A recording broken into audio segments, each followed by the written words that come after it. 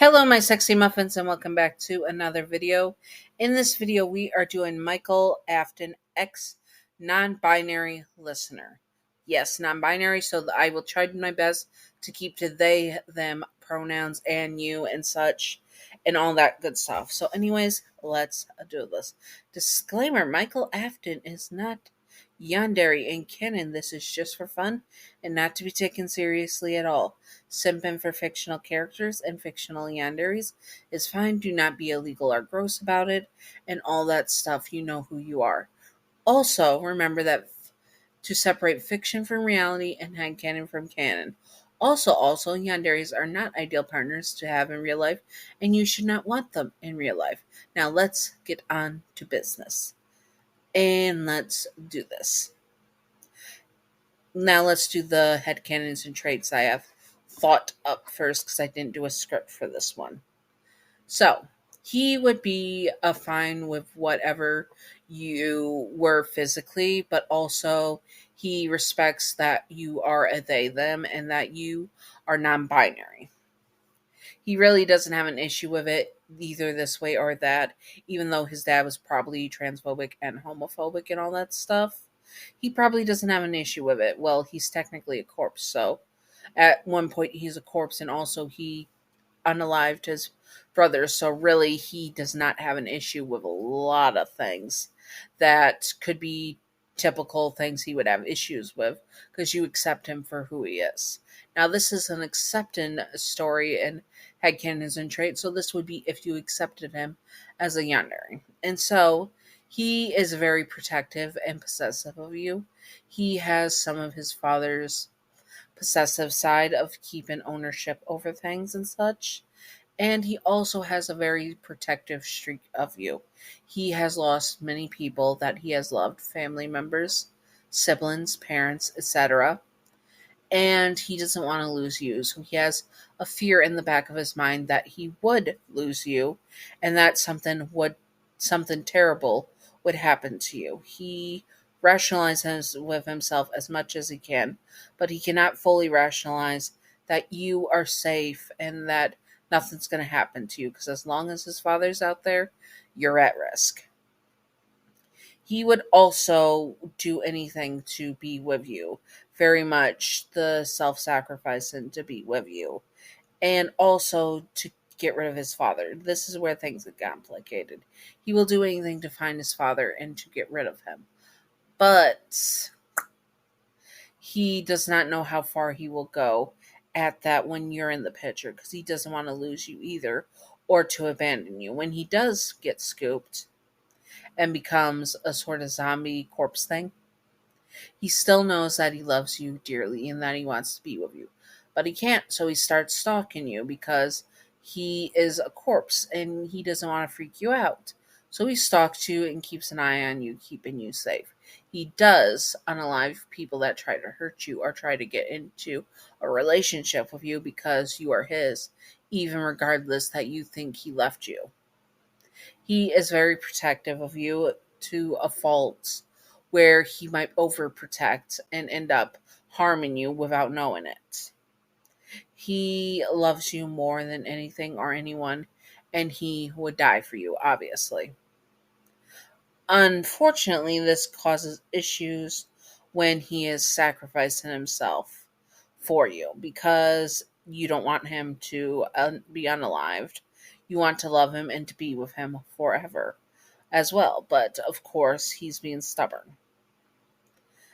It is a very complicated relationship, but when you figure out he is a zombie, you end up accepting him and trying to help him to figure out what he can do about his body. You help him hide the scent, help him get rid of anything that could lure him to being a corpse.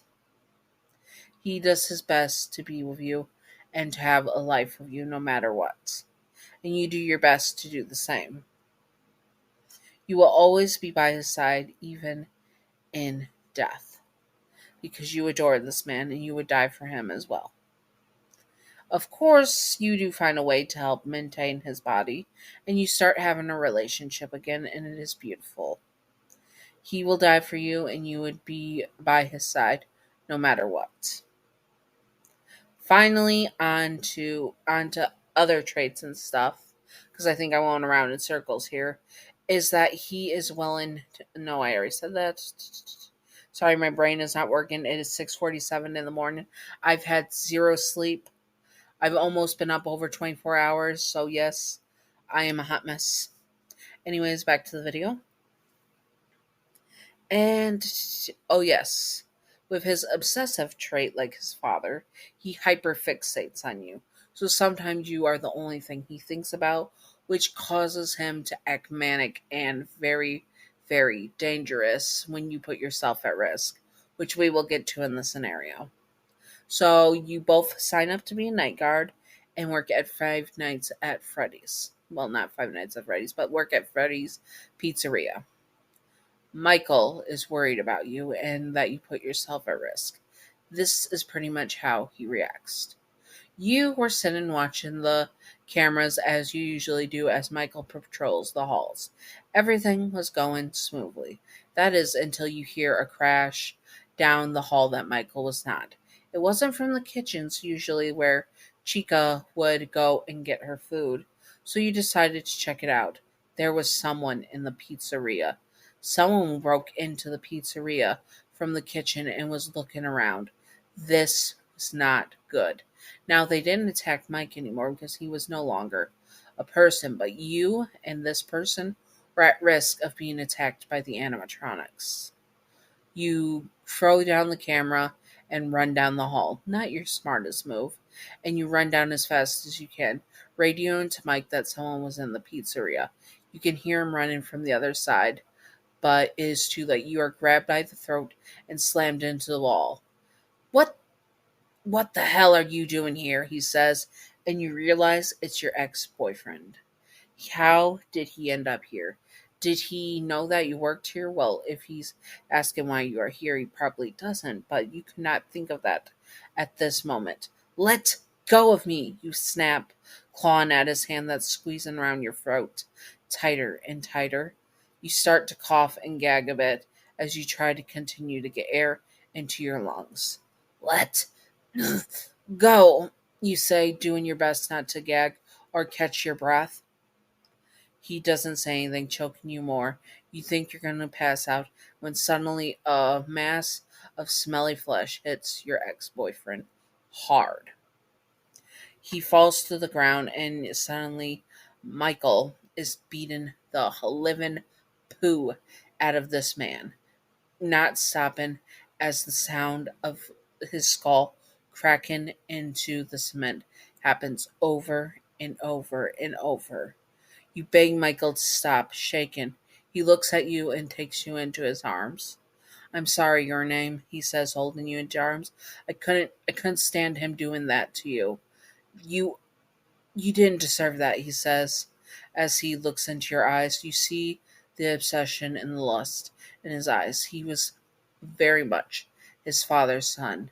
He may not admit it, and he may be a better person than his father, but there were still traces of William Afton and Michael Afton, and it scared the ever living poo out of you. You had no idea what to do in this moment. It's okay, Michael, you say, forcing yourself to say it almost.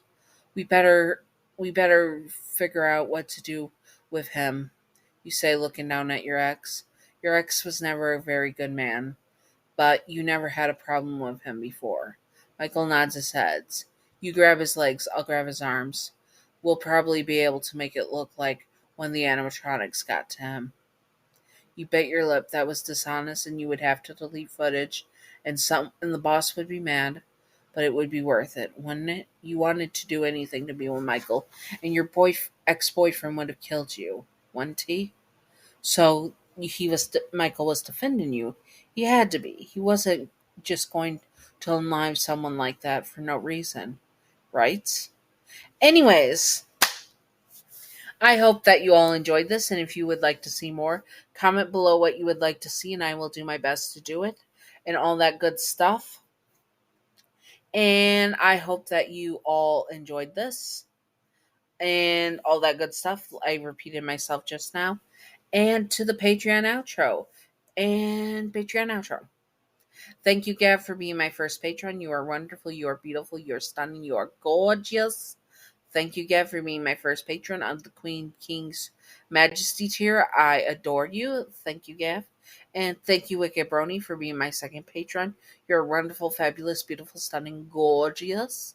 Thank you, Wicked Brony. I hope I said Wicked Brony as my second one. Thank you, Wicked Brony, for being my second patron. If I said Gav, I am sorry.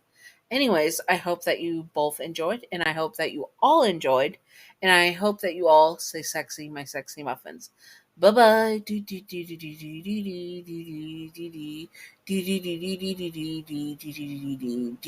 Secret outro time, secret outro time, secret outro time, secret outro, baseball bat. Welcome to the secret outro, and the secret outro is: if you were in this situation, regardless of gender, how would you feel about Michael doing this to you? Now, you're fully accepting of him being obsessive and slightly murderous for you, but how would you feel in this particular situation with that in mind? Comment below. Personally, I'd be freaked out and not knowing what to do. Honest to God. Anyways, I hope that you all enjoyed, and if you would like to see more, comment below what you would like to see and all that stuff, and stay sexy on my sexy muffins. Bye bye!